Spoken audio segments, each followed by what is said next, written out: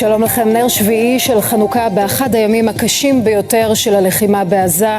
7 הלוויות ביממה אחת בקרב הקשה והאמיץ של לוחמינו בלב שוג'אעיה, קרב שגבה מחיר כבד מנשוא. 9 נופלים, בהם מפקדים בכירים שיצאו קדימה בראש הכוח. אלוף משנה יצחק בן בסט, בן 44 משדה יעקב, מפקד חפ"ק מח"ט גולני.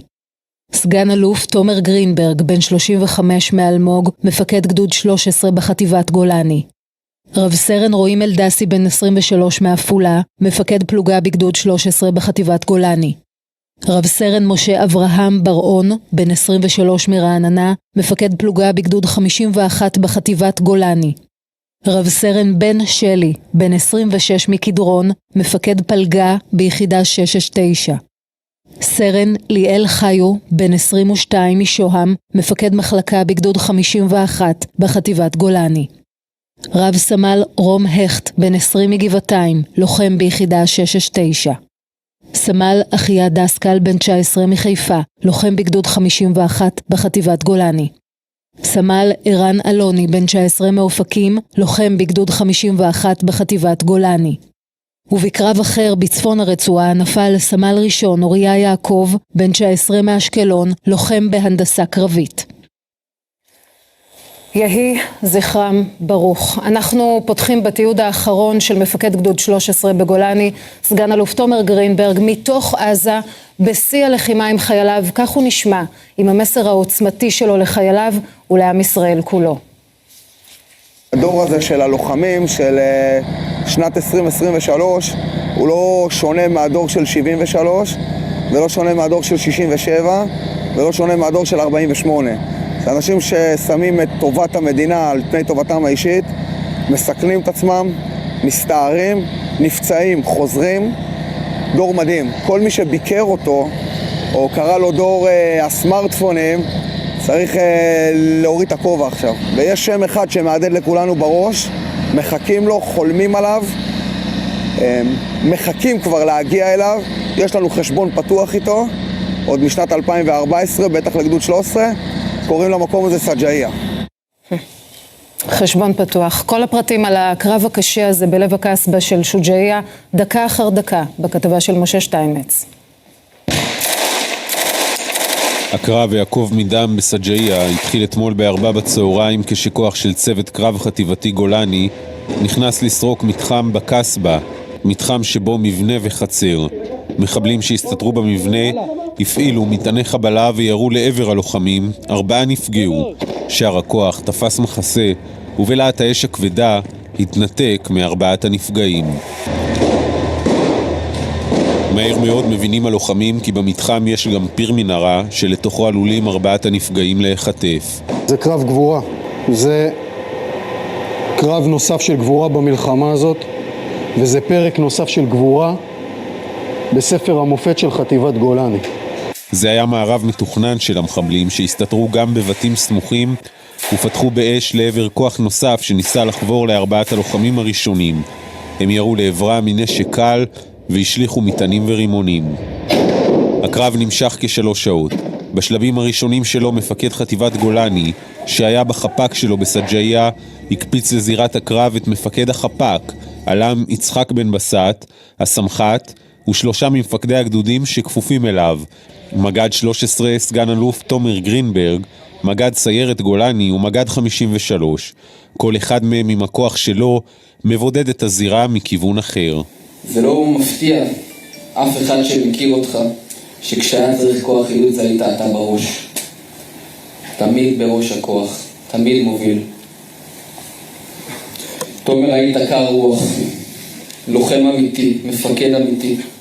הכוח של מג"ד 13 סופג אש. גרינברג, בן בסט ולוחם נוסף נפגעים ונהרגים. מפקד החטיבה מזעיק למקום סיוע אווירי ואש לחילוץ.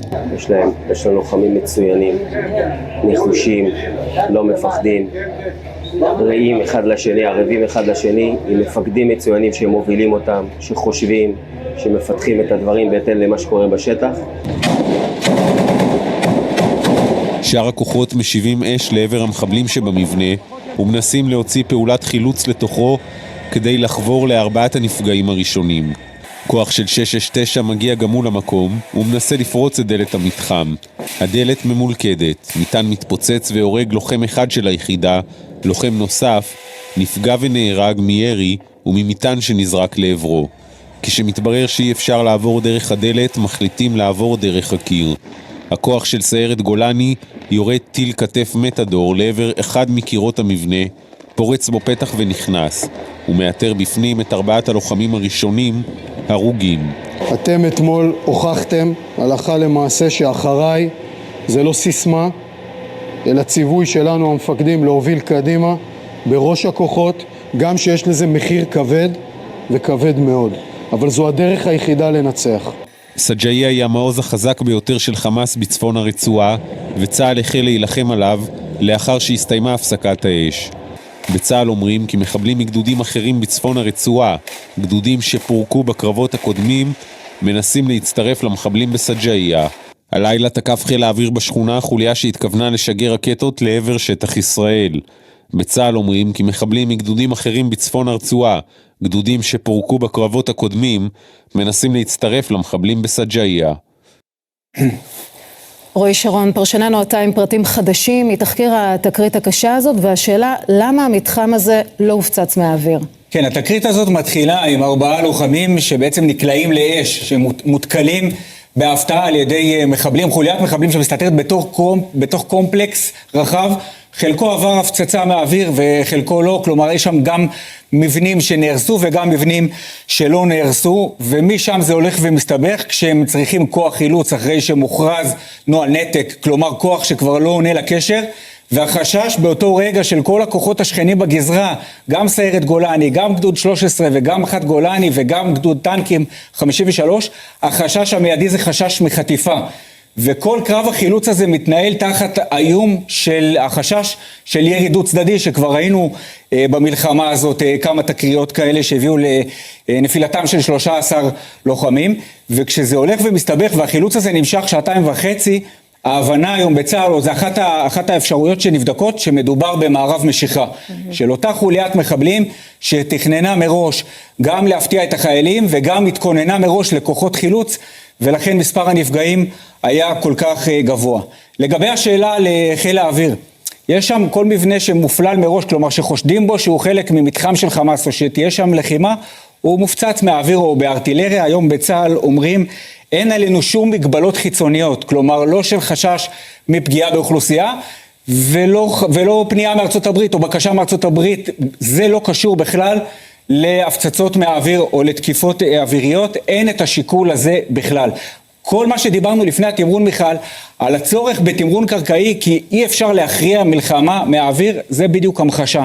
זה כוח קרקעי שנכנס אחרי הפצצות מהאוויר, כשיודעים שיש שם עוד מחבלים, כי אי אפשר להגיע להכרעה צבאית, כלומר אי אפשר להגיע לשליטה מבצעית בכל המרחב המסוכן הזה, בלי שיש כוחות קרקעיים שסורקים סמטה אחרי סמטה, וגם בניין שמושמד או מרחב שמושמד עדיין יכולים להיות שם מחבלים שנמצאים בתוך מרחב הרוס או בתוך פיר שהם לא הופצץ מהאוויר או לא הושמד בהפצצה מהאוויר. כן, סג'אעיה היום, שימי לב, מתחם של חמאס שמופצץ היום או מושמד היום בהפצצה בחיל הנדסה שמפוצץ מתחם בסג'אעיה. ככה נראית היום סג'אעיה, היום שאחרי כל הענן האפור הזה. ובשורה התחתונה מיכל, ראינו אתמול גם את הלחימה של המפקדים, את ההסתערות מקדימה של המפקדים באומץ לב כשהם מובילים את הכוחות בהחלט בהתאם לערכי צה"ל וערכי חטיבת גולני.